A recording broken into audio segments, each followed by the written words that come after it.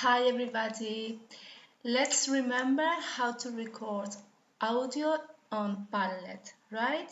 So first you are going to click here in this part with a cross and add a title. I don't know, we can add the shop. This is the title of the unit. And then here in the 3 points, you are going to select voice, or in Spanish, voz, right? Record audio from your microphone.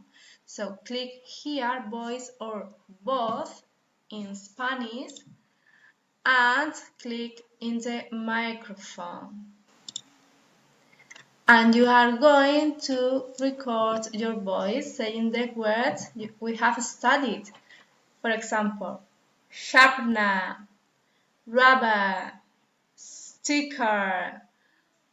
And when you finish, pause the video and click here, playback and save. In Spanish, maybe you can read escuchar de nuevo y guardar or something like this. So click here, save or guardar, and you are going to have your audio in this part. Wait a moment. Do you see this? Here we have the audio, right?